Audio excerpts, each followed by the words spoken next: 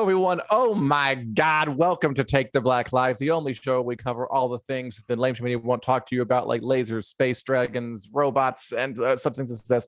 And of course, Game of Thrones and Game of Thrones related properties. I am Dan Selcke, the editor of winterscoming.net, here with Daniel Roman, the other editor of winterscoming.net. And we have a full plate of foods, of dinners to get through today. Yes. Hello, everybody who is watching. A fit feast for dragons. Full plate of feast. It wasn't working out. Hey, Julie. Hey, Joanne. Hey, Jonathan. Hey, everybody watching. You came on a good day because, of course, we just got a giant helping, stick this metaphor, of nice. Tasty victuals served to us from HBO, all about House of the Dragon, the upcoming Game of Thrones spin-off show coming to our TV screens, into our eyeballs, right into our brains next month. Hello, Hannah. Hello, Christian. Good to see all of you here. So, Daniel, we have a ton to get through. And Daniel, what are you looking at? Yeah, there's a wasp in this room. So if you guys see me like looking off to the sides, that's why. Okay, gonna add some action and some tension to this episode of Take the Black Live. I think that could be good. You're not allergic, are you? It's true. No, I'm not allergic, and it's like one of those brown mud wasps that's not very aggressive, so we should be good. Wasp Watch 2022.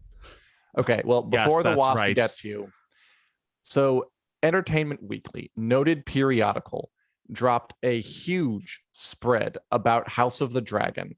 Just the marketing train not only has left the station, it is barreling down the track.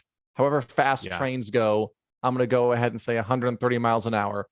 And at least we got a ton of stuff. I don't really know. Bullet trains go really fast. We don't have any of those in this country.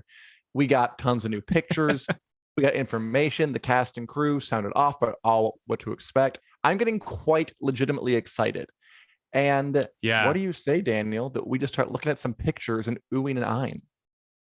I think that sounds good. I mean, if you are tuning in this week and you've been waiting for House of the Dragon news, this is the week to watch, because it feels like multiple big drops about House of the Dragon and the Winds of Winter a little bit happened since our last show. So we have quite a lot of Game of Thrones related news today. Floodgates open, train barreling down the track, feast served. Richard Durante, wonderful, talented producer. Could you put up a photo for us to goggle at? Okay, this one is actually pretty big. So, Christian, who works in trains, yes, trains go 39 miles per hour. Thank you. There we go. 150 miles an hour. That is so helpful. Okay, we'll come back to that later. This is a very important photo. It is, because this is. I was surprised. So I was kind of right. I guess I was too. So this is a publicity still. This because we have characters who are the ages they are in most of the show at the Council of 101 when Jaehaerys is alive. So I don't think it's a photo from the show. I think it's arranged for us to look at and gawk at. So the big thing here is the old dude in the middle on that really sweet chair, throne, cushion is King Jaehaerys Targaryen, the old king, who is the king before really any of the events of this show go off, and we weren't sure we're going to see him. But now, thanks to George R.R. Martin, we know that this show will start with the Great Council of 101. Daniel, what's that? Yeah, so the Great Council of 101 basically came about because Jaehaerys ruled longer than any other king in Westeros history. He ruled 55 years. He died at the ripe old age of 69 in his bed. But before then, he found himself without heirs.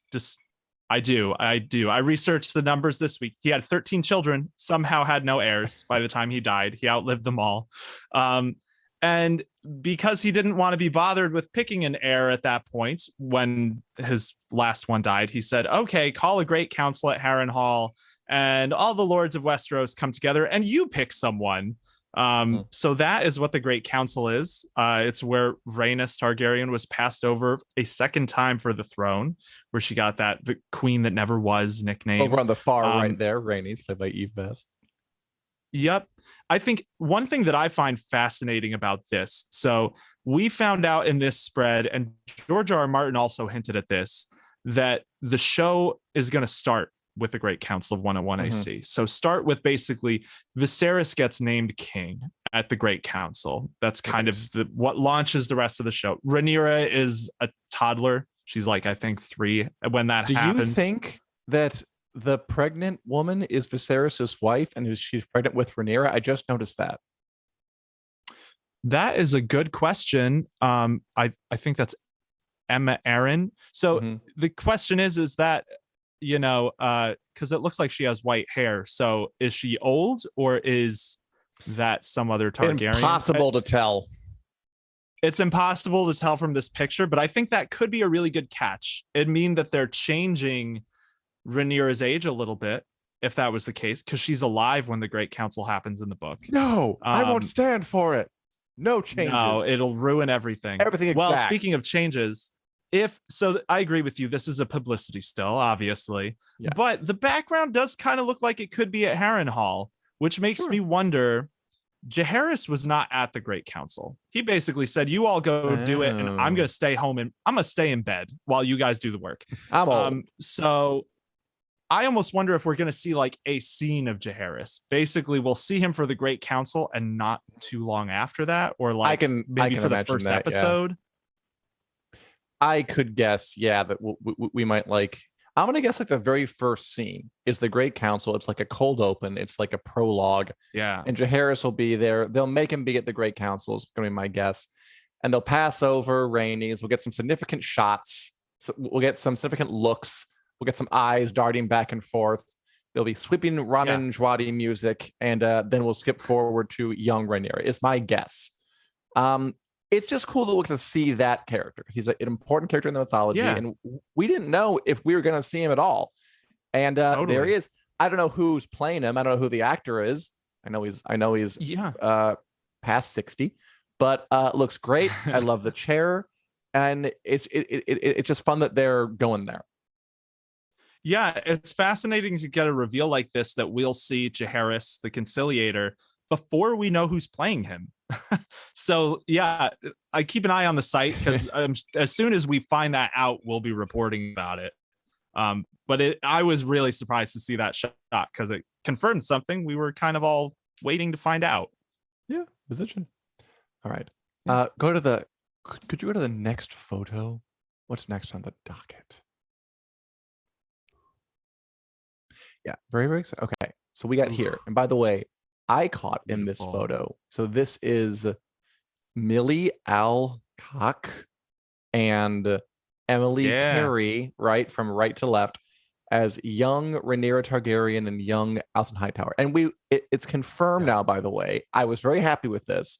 We haven't known if because we knew this story is a multi-generational thing, that it takes decades to play out, that it's about this war that is between rival factions of the Targaryen family back when they were at the height of their power, back when they were really, really, really, really strong and rich and in demand.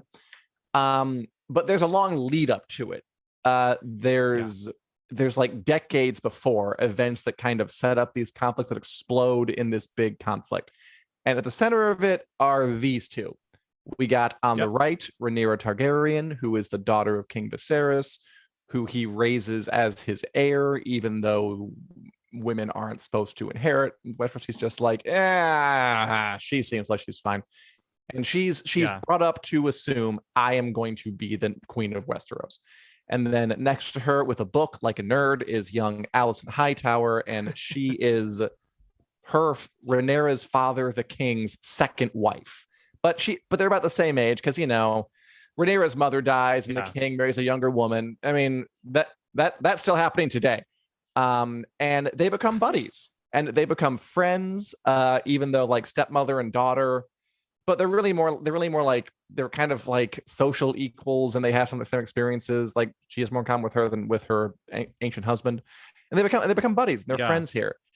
But eventually, as they get into adults and grudges mount and grievances fester and their kids start hurting each other and ambitions kind of break, they become less friendly. And what we heard today, what I like, is that instead of doing a thing where we flash back to see their young lives, or God forbid, some kind of thing where we follow two timelines at once, no.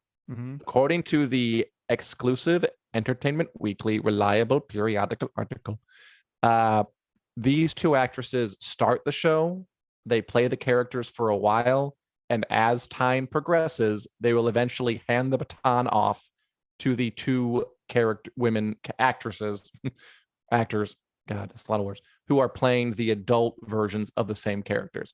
It's a small revelation, but honestly, I was so afraid they weren't going to do that. I was so afraid they were going to do some kind of flashback thing or dual timeline nonsense. And I'm just happy to hear that it's going to be as simple as it sounds. They're going to tell the story from start to finish, which shouldn't be a victory, but it still feels like one to me. Yeah, it feels like they're confident enough in the story and the younger actors and the drama of them as younger actors to carry it. Because whenever I think about something like that with flashbacks, it's like there are kind of two ways I imagine something like that going down. One is like the Lost method, where it's like you have a flashback that is telling you something about a character in a moment that's relative. And the other is you have all this backstory you need to convey, but you're not confident enough in the backstory to be its own story, that you start later and then flash back to kind of fill in the gaps. This tells me that like they're confident in the teenage drama story of these characters and also the adult drama, because Daemon Targaryen is causing all sorts of mayhem when these girls are this age. I'm really curious how things are going to fall out between them, because if I recall right, Alicent was brought to King's Landing to basically be Jaehaerys's nurse in old age. Right. And that's when she and Viserys start their dalliance. So she and Rhaenyra are friends before she marries Rhaenyra's father. Right. I think that is one of the things that basically, like starts their downhill slide. And so there's another pretty cool thing in this picture that you caught, Dan, and I see Christian asking about. As did Christian, yes.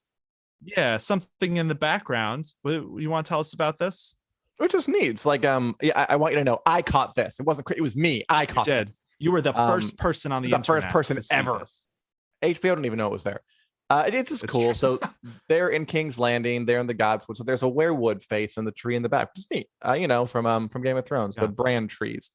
The northerly stuff, they have them in the south of King's Landing. Even a couple grow back then. And then you caught that apparently Sansa was probably in this same Godswood like 200 years later and prays to a werewood tree that's been cut down.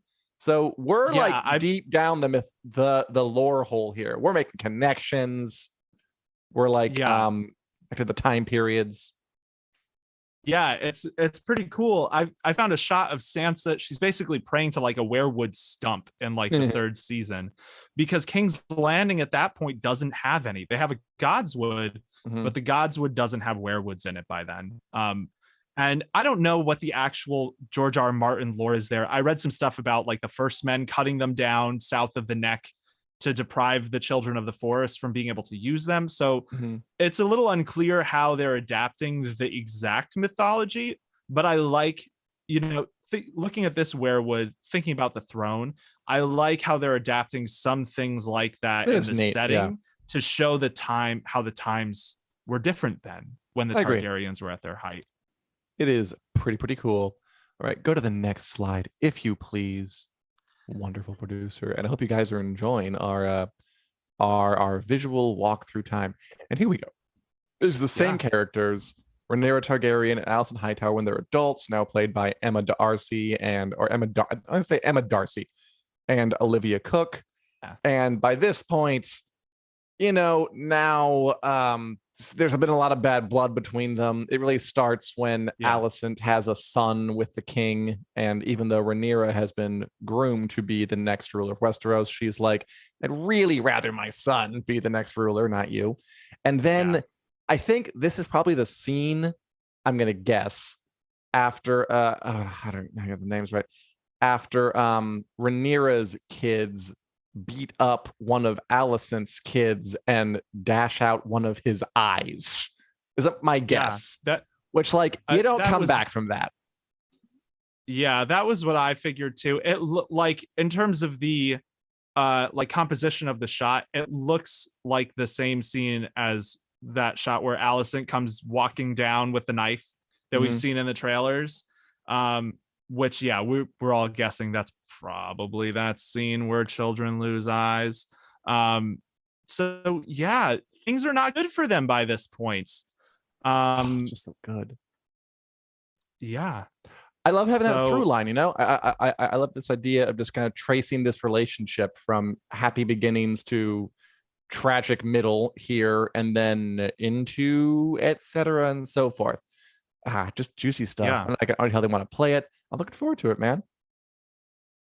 Yeah, I think it really makes it look like it's going to be a more sweeping epic story. Like I already expected it to be, but the fact that they're leaning into the generational aspect of it like that, like there's something about stories that pass that much time that we see kids grow up, not like over the course of a show, but like over the course of a season, like that makes it feel like okay, this is a sweeping tale. We're covering 20 to 30 years in season 1. Because the dance, you know, we talked about the Great Council, that's 101. I don't think the Dance of the Dragon starts till like 128 or 129. Yeah, it is so we got a lot of time to cover. And by the way, Julie, the costume designer is Jani Tamim. I don't know how to say it. Janie Tamim. I believe she worked on some Harry Potter stuff. She's good because those are nice. Those cuffs on Rhaenyra's thing. Yeah, I want them. Well, I don't want them, but I want someone to have them. Yeah, the costumes are great. and the wigs. Move on to the final picture from this little cache. So we have the women, we have the integration thing. Oh, I forgot to just this one. Here's Matt Smith in what looks a little like a Party City helmet. That looks plastic. Maybe it's the light. Cool. Matt Smith, Daemon Targaryen, Rhaenyra's uncle. They get together because it's Targaryen incest, Game of Thrones, fun times. He's got a broom he got a broom on the back of his helmet, dragon armor, looking pretty sweet. Fun lance or plunger or whatever he's got. Important character. Yeah. Rides a dragon. Causes all kinds of chaos. Come City Watch. He'll have a huge arc too, and he's famous. So you better be watching out. Yeah, this is definitely we're gonna see quite a lot of him. I see Valerie in the chat and YouTube saying, I have a feeling this show won't hesitate to kill characters. No, it won't. Stranger Things. No, it won't. And Daemon will be responsible probably for quite a few of those deaths. He is a loose cannon, as loose cannon-y as they come. I can't wait for this show to kill the characters and for it to like become popular because of that, and for me to feel so smug and just talking about how others have been doing this. I just want that blood. I want that blood. I want that blood now. I'm gonna suck it down. It's fascinating. Yeah, it's fascinating to me that we've talked about this for a few shows recently, like Stranger Things. I felt this way about The Boys finale. I agreed with your review. I was really surprised that there were not more deaths in that finale.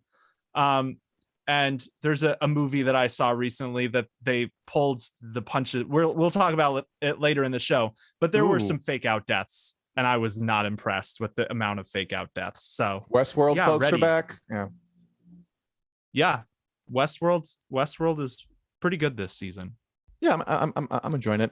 Okay, we got to move on because this is like only a bit of it, but yeah, this is really cool. There's gonna be more. And as Julie asked, are we going to cry?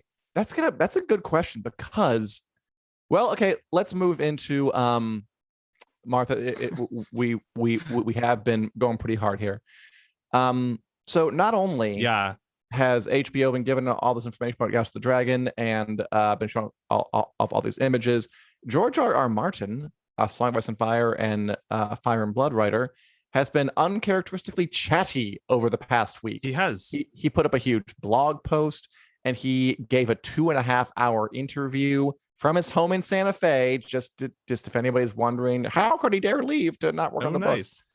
Was it at the John Cocteau? Probably. Most likely, yeah. I don't know.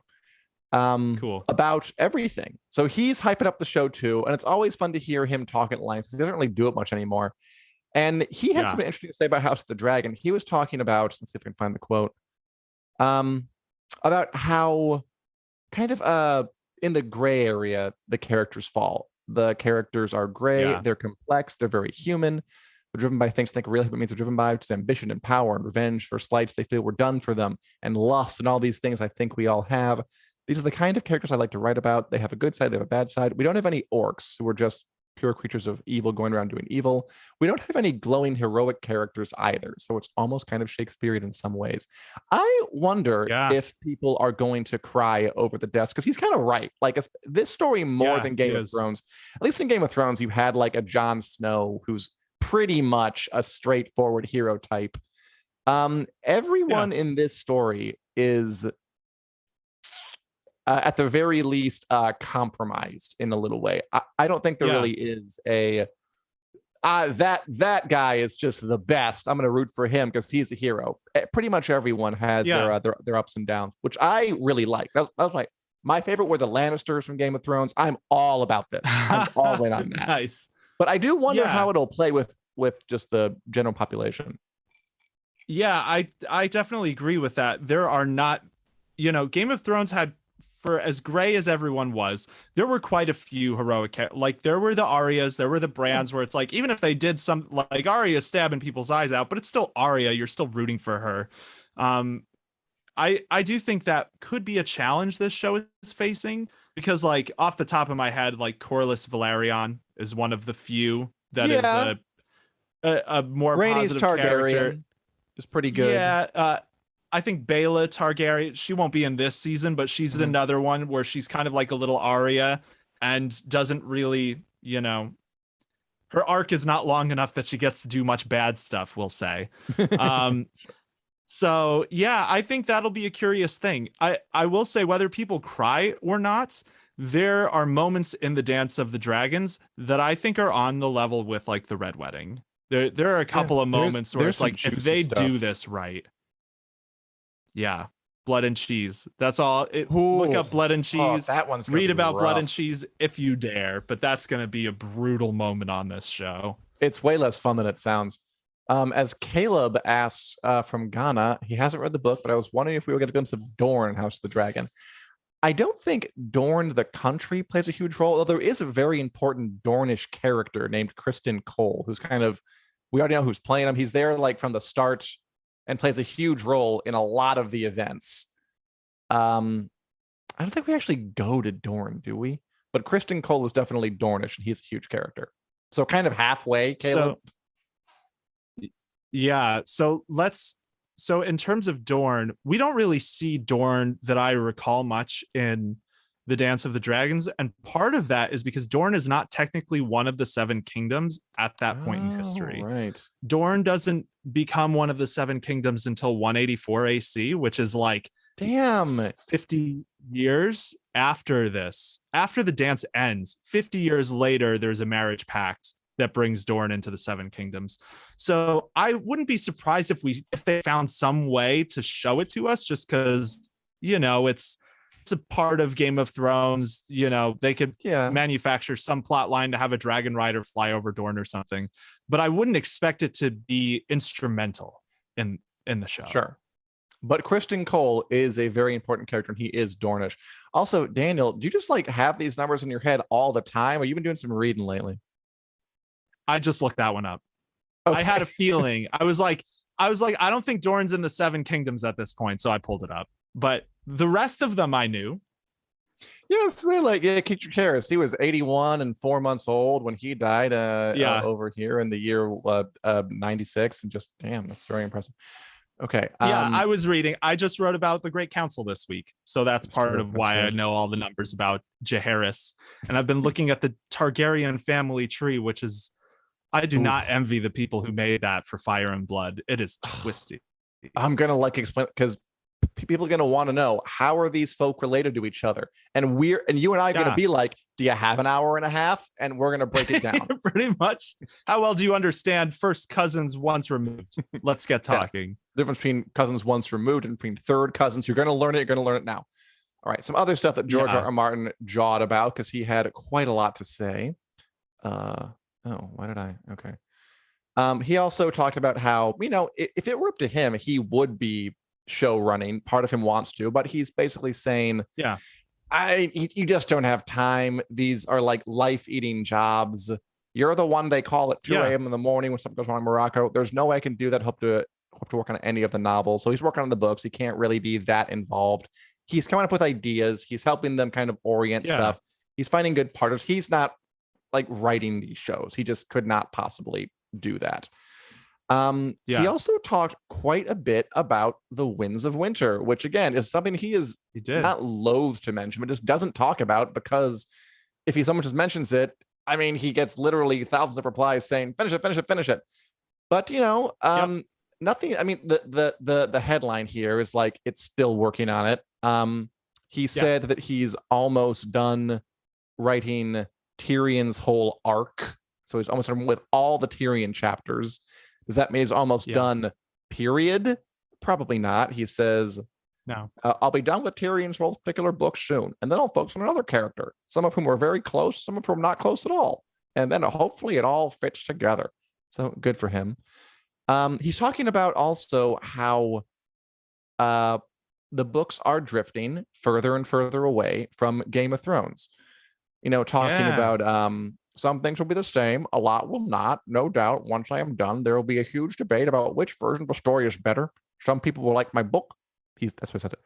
Others will for the television show, and that's fine.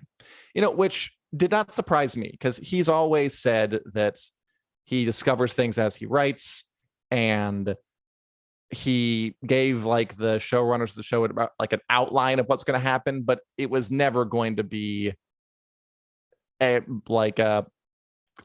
mirror image of each other, not even close. And as he writes it more, it gets further and further away.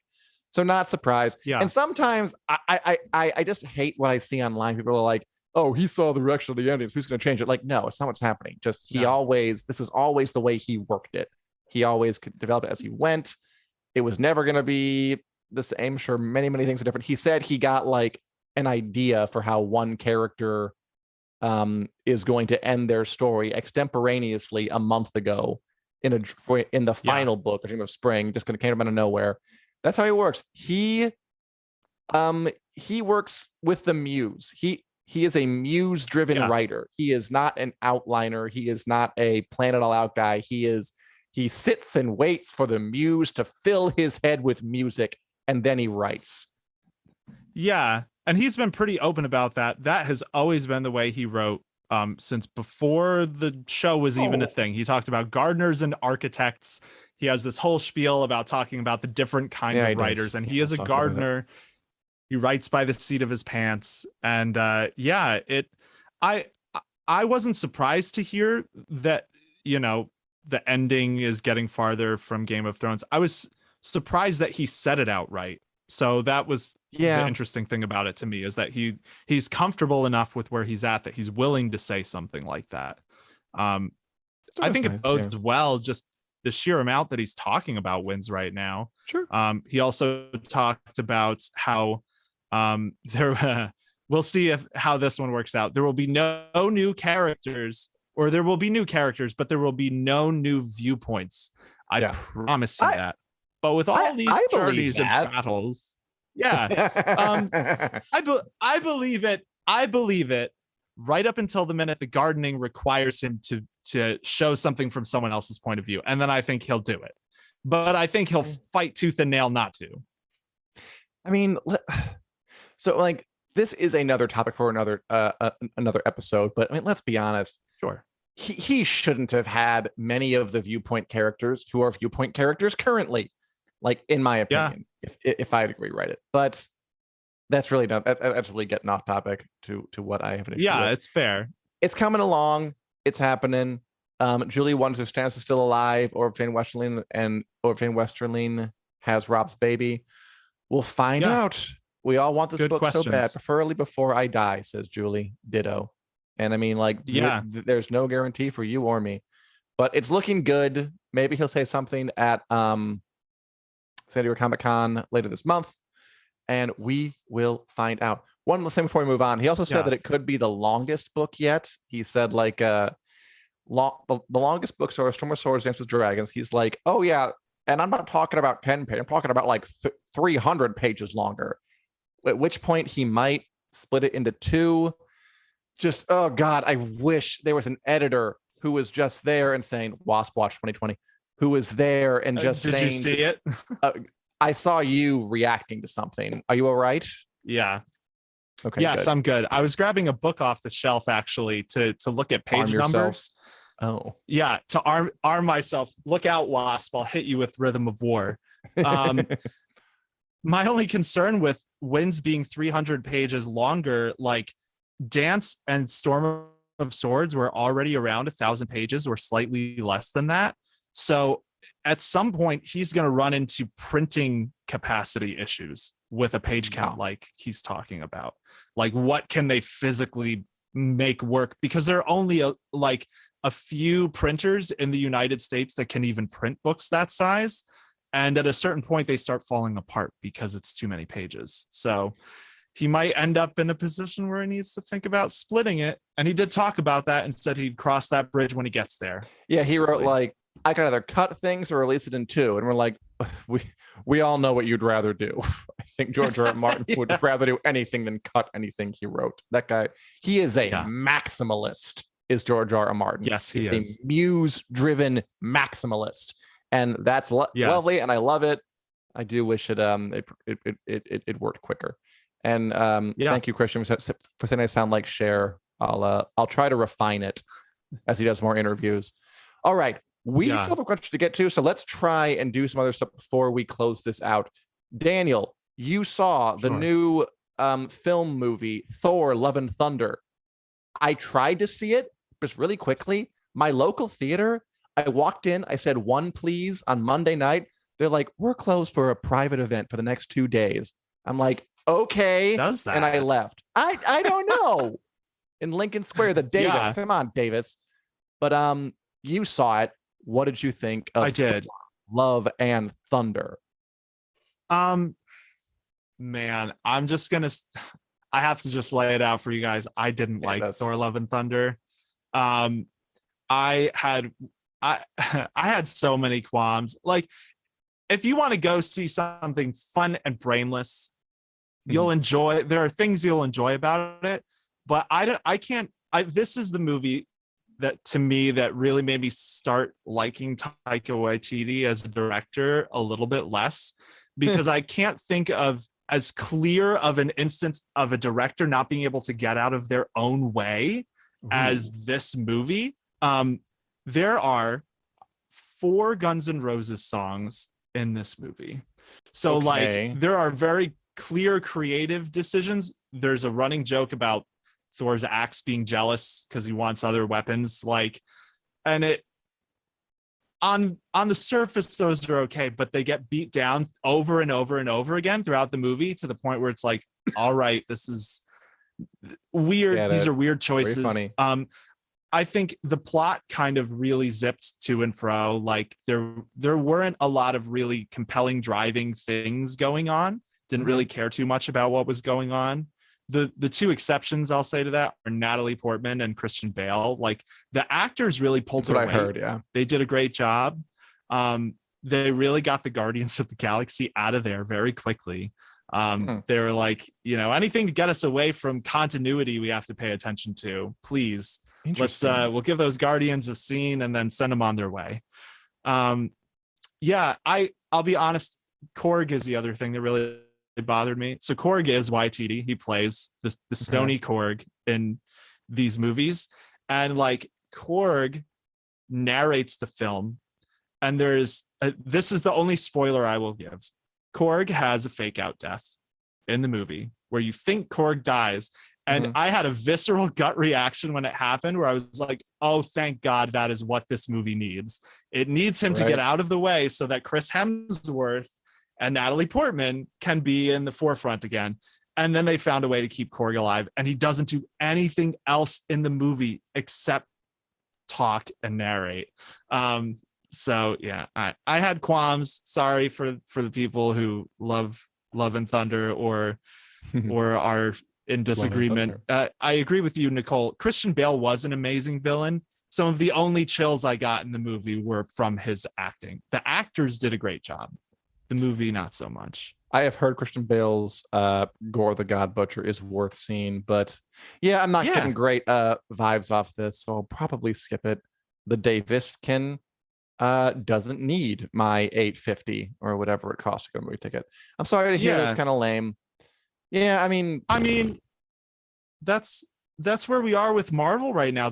It feels a little bit like they're putting out so much that the attention to detail in each one is not quite there. Because, like, you know, Nicole's talking about Christian Bale being amazing. Zach is saying it needed more gore, and I totally agree that it needed more gore. We don't ever actually really see Gore go on a god-killing rampage in the movie. They shot it. Like they found this.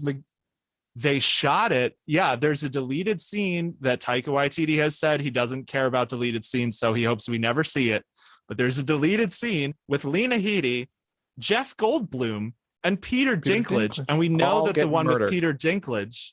Yeah, we know the one with Peter Dinklage had gore in it because Christian Bale said, I worked with Peter Dinklage and it was great. And yeah, that just didn't make the cut. I mean, Taika Waititi can say that we wanted it to be this short. I don't know. I hear my conspiracy theory is he filmed scenes that are like actually cool, like Christian Bale murdering Peter Dinklage and Lena Headey and Jeff Goldblum. And then Disney's like, we would really rather not have the murder in the movie. So could you get rid of it? Could there be less murder? Realistic? Yeah, exactly. That sounds right to me. I think it's a badass montage out there on the cutting room floor somewhere. I think that sounds right, but at the same time, like, Kevin Feige signed off on this, and he knows the comics, and like, apparently Gore's comic arc is like Thor follows a trail of butchery across the galaxy searching for him as he murders people left and right. So like, you cannot show the murder, but yeah, there literally were no scenes once he becomes Gore the God Butcher of him killing gods. And butchering gods. Like find some way to do it so that like think about Multiverse of Madness. No, I disagree with that conspiracy theory because Multiverse of Madness was very gory for a Marvel film. But they got away with it because it was all just alternate fake dimension people who you were allowed to show die on screen. Like to kill actual people in this MCU? No, that violates byline 4, paragraph 7 of the Marvel Code. They're all minor characters who we'll probably never see again anyway. Lena Headey hadn't even been in the MCU. We could do it. Yeah, we could. I'm sticking to it. I believe it. Taika is going to tell me. I know. I'm sorry you didn't like it though. I'm probably going to skip it. And Christian says you have brought down my expectations enough that I should enjoy it when I watch it later today. Cool. And if you have low expectations, I mean, I had low expectations going in, and it met them. Good. I watched the finale of Ms. Marvel today, and I mean, it's kind of the same old story. Like the finales are always sort of the weakest part of these shows to me. I actually did like the series quite a lot. The episode before, which was like it all took place in the past, basically, where they went back to the partition of India and Pakistan like 60 years ago. I found that really, really cool. That was fun. This one was fun. It was good. I guess I kind of forgot why folk were fighting each other. But it was fun to watch. Yeah. You know what? I think the PG aesthetic worked for this show because it's about like a literal high schooler and her scrappy band of Scooby-Doo friends. And I really liked the family stuff. I liked the stuff with Kamala Khan and her family and the mother who cares too much, and you know, the kind of goofy older brothers getting married. I liked that. That all felt really true to me. And then, you know, they get the powers on, and it just, I don't know, it just loses a little bit of interest when it just comes in a superhero show. Are you aware that they brought sort of kind of the mutants into the MCU officially at the end of this? Through they did it through this. Yes, No, they did. I was not aware. Okay, tell me about it in the least spoilery way possible. Did you think we've been waiting for this? This is, I would say, the most anticipated thing of Phase 4 is how they'll bring the mutants into the MCU. How was it, Dan? I mean, it was a line toward the end where it was clearly setting it up. They played the little little X-Men theme when they say you have a mutation. It's like, oh my god. It was a little thing. It was cute. It was nice. I didn't think much of it. It's one of those things where it's like was a small bit they could make into a giant deal, or just leave there and not really return to it as they want, which is a Marvel specialty. But they're inching toward it. Gotcha. Okay.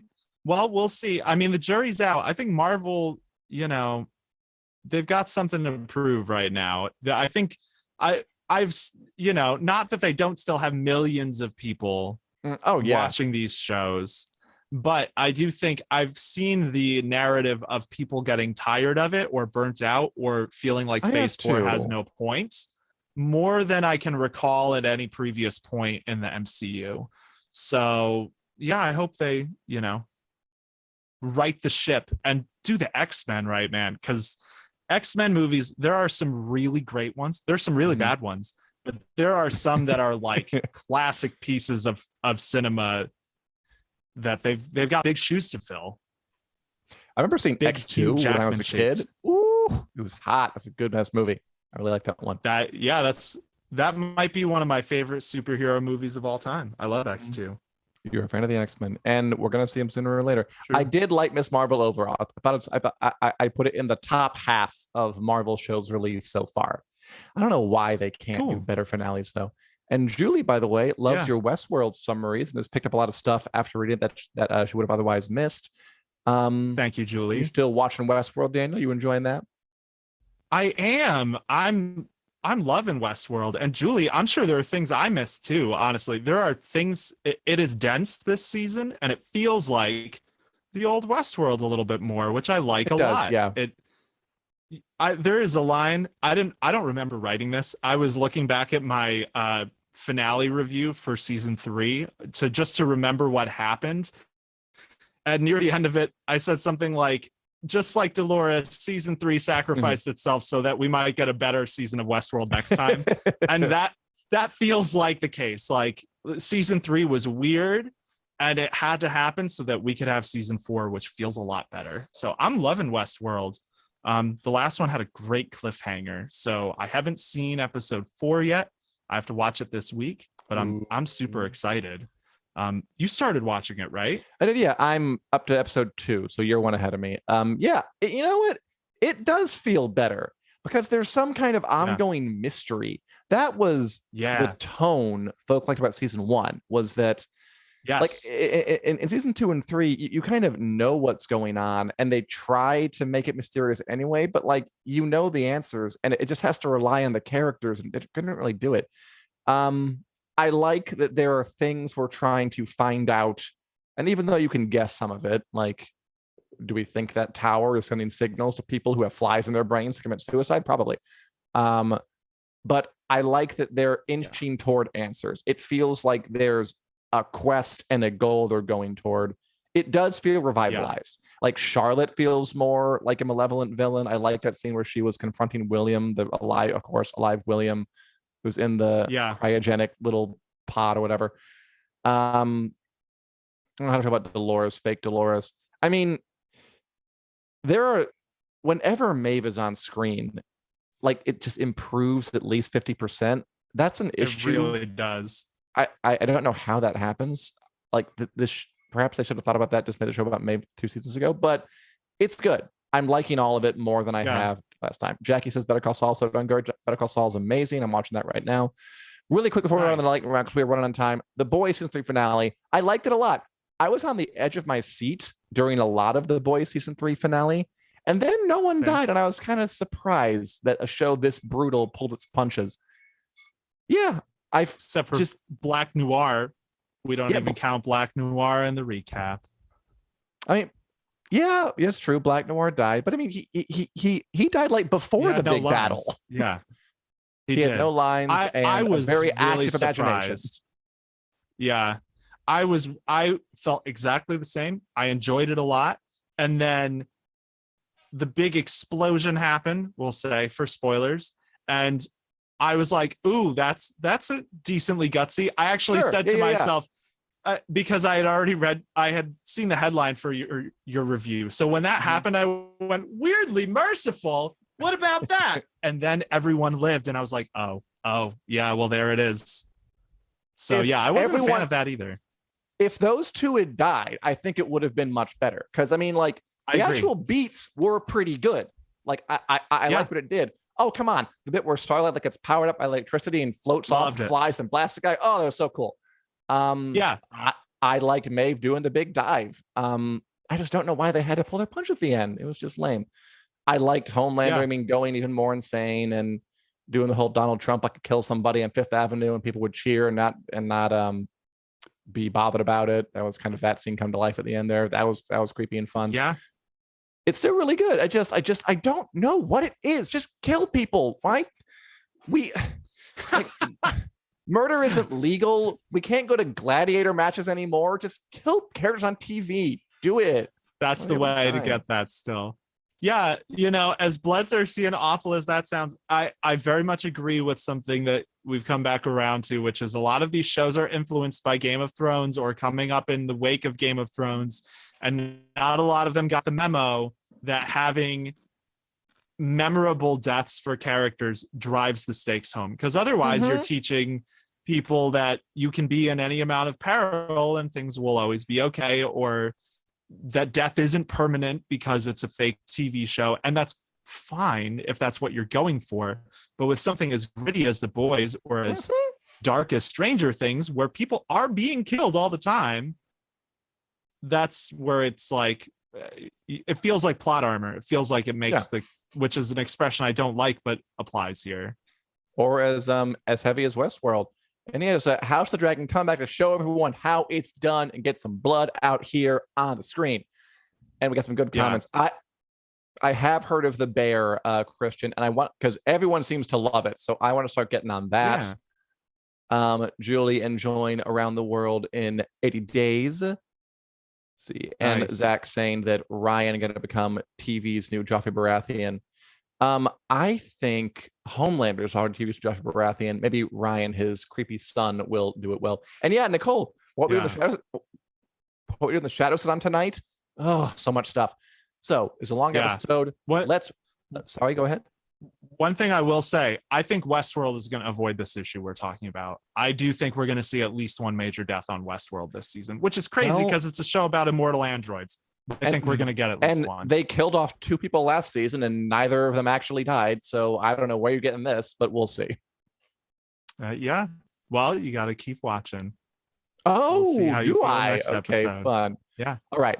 Let's bring this home with a nice, quick WiC News Lightning Round. The bit where we go through a bunch of stories and kind of get to the main show and give our 20-second opinions on them. I didn't put this in any kind of order, so we're just going to roll the dice and see what happens.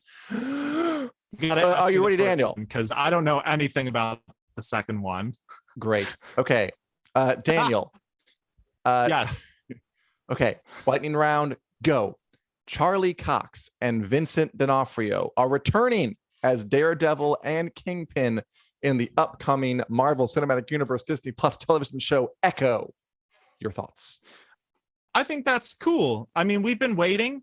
I'm a little nervous about how Disney's going to handle Daredevil and Kingpin because the Netflix series was so good.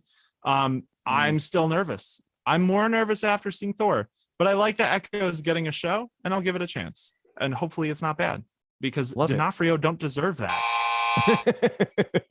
You don't deserve that. All right. All right. Dan, this drama happened this week. There's a very important drama. Yeah. Can you explain what's going on with Noah Schnapp versus that's Will Byers from Stranger Things versus Doja Cat, the rap queen. Explain their drama in 20 seconds. Okay, really quick. So Doja Cat is a huge rap superstar, and she wants to hook up with the guy who played Eddie Munson on Stranger Things, who's like 29. So she contacted Noah Schnapp, who plays Will, and he's like 17. And then he posted their conversation, and she got mad that like, that's messy, don't do that. People were like, why are you hitting up a 17-year-old to hook you up with a 29-year-old, you weirdo? And then public was on his side. She lost tons of followers. He gained tons of followers. I think it was pretty good. It was a pretty good summary of the drama. That was good. I got all the pertinent facts there. Yeah, very much. All right. Next one. Taika Waititi is, we just talked about it. He made Thor: Love and Thunder. He's making a Star Wars movie. Yeah. And he asked Natalie Portman, who plays the mighty Thor in Thor: Love and Thunder, whether she wanted to be in a Star Wars movie, completely forgetting that she was Padme Amidala in the Star Wars prequels. Mm-hmm. What a goof up. Yeah, I think Star Wars fans everywhere went, oh my God, I'm so nervous after hearing that. Because, because he's directing a Star Wars movie. So talk about ways to not instill confidence in the fandom. Natalie Portman was just like, I kind of did that. And it's like, yeah, that was her big break. She was Padme in the prequel trilogy. I'm nervous. Okay, especially now. Dan. Yeah. Mm-hmm. So, can we flip these next two? Yes, of course. Yeah, go ahead. Okay, so Day Shift, the movie where Jamie Foxx and Snoop Dogg hunt vampires, is releasing on Netflix on August 12th. Tell us about this movie. There's not much to say. Just there's a movie called Day Shift. Jamie Foxx and Snoop Dogg, who has a real name. I think it's Calvin something. I forget. They hunt vampires, and there's a vampire union involved. It's not a huge release. It just sounds goofy enough that I'm like, oh, that sounds kind of fun. So August 12th, Day Shift, vampires, these two men. Good for it. Okay, moving right along. So Daniel, after the flop of the, the most recent Hellboy movie starring Stranger Things star David Harbour, it did terribly. And then David Harbour asked fellow superhero flop expert Ryan Reynolds for advice and comfort. Yeah, so they tried to reboot Hellboy with David Harbour. It was an awful decision, and no one wanted it because the Guillermo del Toro Hellboys are really good and beloved. Everyone just wants a third one with Ron Perlman. So David Harbour went to Ryan Reynolds and was like, oh, my movie's flopping. You did Green Lantern, help me. And Ryan Reynolds was basically just like, weather the storm, it'll be okay. And it was. And it is. Yeah. All right. Because David Harbour's on Stranger Things. And speaking of Stranger Things, the creator said, speaking of spineless backing out at the finish line, not deaths, they were originally going to kill off Max Mayfield. I don't believe it. They're kind of the poster children for, we want really high stakes, but we don't want to do what it takes to convince people that there actually are high stakes.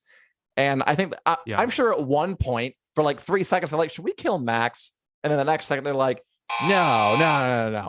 I very much doubt it was a serious plan. That's funny. Yeah, it says they were originally going to kill her off. It doesn't say for how many seconds that lasted. Yeah, exactly. That's a very fair point. All right. This is an exciting one. So John Bradley, Samuel Tarly in Game of Thrones, said, he'd be open to looking at a script for the upcoming Jon Snow Game of Thrones sequel show in development over at HBO. You want to see Sam again? Yeah, I'd love to see Sam again. I think, if we're going to have other characters from Game of Thrones crop up, Sam's kind of right at the top of the list for me in a Jon Snow show. Absolutely. Their best buds in season 1. They deserve a reunion. Think about it. If their actual lives, those characters, you'd want Jon Snow to see Sam one more time before he 100%. Died of old age or something. Yes, so I agree. I hope it happens. Me too. All right, Dan, you went deep on the Emmys this week. There were many Emmy nominations, and Succession got 25 noms. The most. Ted Lasso and The Lotus got 20. Hacks, Mhm. Barry, Euphoria, Severance, Stranger Things, and Only Murders in the Building also each got over a dozen. What are your thoughts on the Emmy stuff? The Emmys their nominations are out. Like 20 seconds is literally all this deserves. Because it's just the Emmys. Succession's a really good show. Succession will probably win because it's good and it's the current Emmy darling. Ted Lasso's a good show. The White Lotus is a good show. Hacks and Barry are all good shows. Severance you liked apparently. Stranger Things is cool. Looks fine. Looks fun. Emmys. And that is Severance was pretty good. Yeah, I'm kind of like Severance, and apparently that it caught on. I think Apple TV Plus has some pull. I think Tim Cook is leaning on some people over in Hollywood. As Nicole says, it wouldn't be a true Jon Snow show without Sam, which I agree with. Yeah, they have to bring him back. Tormund will be back, Ghost will be back, and Sam will be back. Sansa, Arya. There's a lot of options. Maybe we'll do a show about it. Anyway, that is our show for today, though. We have gone long because we just love talking that much and talking with all of you out there and you on the other side of the screen. And we will talk again. In fact, we talk every Wednesday at 4 p.m. Central Standard Time, 5 Eastern. Yeah. Here on the Winter is Coming YouTube page and the Winter is Coming Facebook page. We're also available in podcast form wherever you download your podcasts, be it Apple Play, Google Play, iTunes. And we're also, starting with House of the Dragon, just so you guys know, we're going to do our normal Wednesday show, talk about just stuff in general, and a special Sunday night show to talk about each episode of House of the Dragon right after it airs. So once House of the Dragon starts airing, we are going to be coming at you twice a week. You won't be able to get enough of us once out of your life. We're going to be talking about House of the Dragon Sunday nights, talk about everything else on Wednesdays. And we will see you next Wednesday for more Take the Black and more Wasp Watch 2022. Over and out. See ya. Bye. Take care.